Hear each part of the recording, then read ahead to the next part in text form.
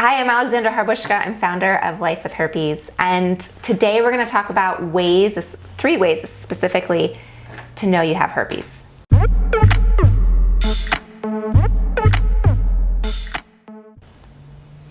Okay, so I get this question a ton of times. I get DMs from you guys. I get emails from you. I get all sorts of questions, and it's like, oh my gosh, Alexandra, is this herpes? How do I know I have herpes? What's going on? So I totally know where you're at. I have been there in that OMG phase when you're like, I have a tingle, I have an itch, I have a blister. Oh my gosh, what's going on? It cannot possibly be herpes. Please tell me it's anything else than herpes. Okay, take a deep breath. I've been there. So let's just go through some ways to know that it is herpes. Now, before I get there, let's talk about some signs and symptoms. I do go into more detail on this in different episodes. I will have them linked for you. Especially I go into, men and women, the signs, symptoms, how they could be a little bit different.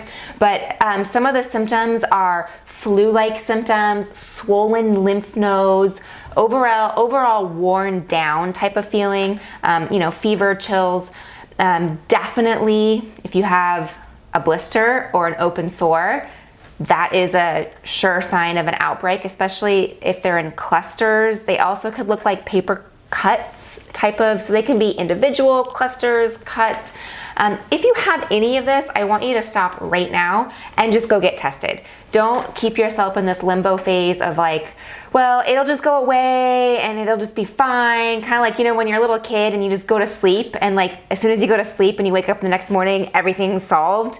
That's not gonna happen here. So if you're having this situation, please, please, please just stop right now and go and get tested. Now, here are three ways. So number one is a visual look, or it's a clinical diagnosis. So when you go get tested, a doctor or medical professional can just look at your outbreak, and they can go, gosh, okay, this looks like herpes. It looks just like it. It's either in clusters or whatever it is, right? So they can look at you clinically and diagnose you also by talking about your symptoms. So you're like, I'm in pain, it itches, it tingles, my lymph nodes are swollen, I have a fever, whatever. They can go by that and clinically diagnose you. So I highly recommend using Herp Alert. I know you've heard me talk about it in the past. They are experts in herpes. That's all they do, is they diagnose herpes day in, day out. It is a telehealth company, so it's all online. You don't have to leave your house. I highly recommend that. And if you don't want to go to your doctor, I know how inconvenient or embarrassing that can be. So I have the link for Herp Alert. It's also herpalert.com. Use the promo code Life With Herpes. You get 10% off. Okay, just had to throw that in there in case you don't go to the link. All right, the next way is a blood test. Now, this can be really helpful or not so helpful. So I'll go into kind of when it's helpful and when it's not helpful. The blood test, and I'm not gonna get into the IgG, IgGM, I go into that in other episodes. This is just kind of, common talk here, like if we were sitting and having coffee. A blood test is really great if you've had the virus for a long time. So it does take your body some time for the antibodies to show up. The antibodies could show up immediately. They could show up in a year.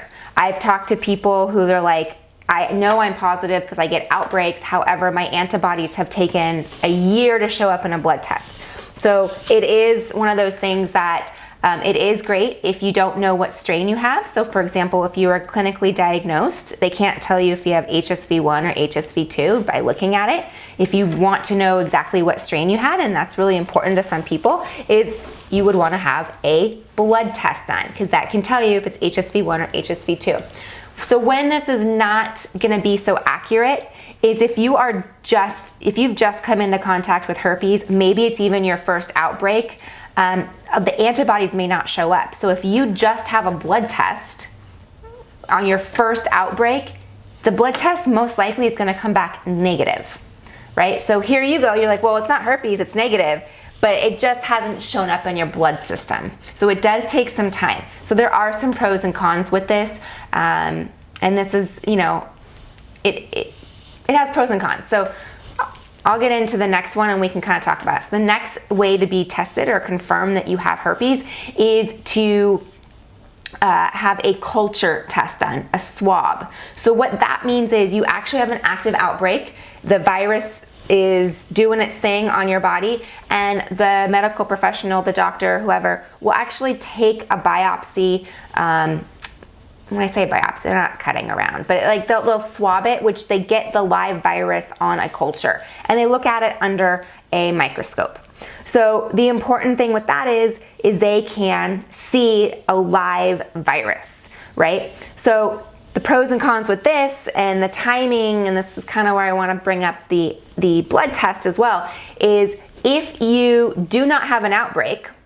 So we'll use me for example right now. I have oral herpes and genital herpes. Right now I do not have an outbreak. So if I were to have a culture test of my mouth, it would come back negative, right? I don't have an outbreak going on. It's not gonna show up.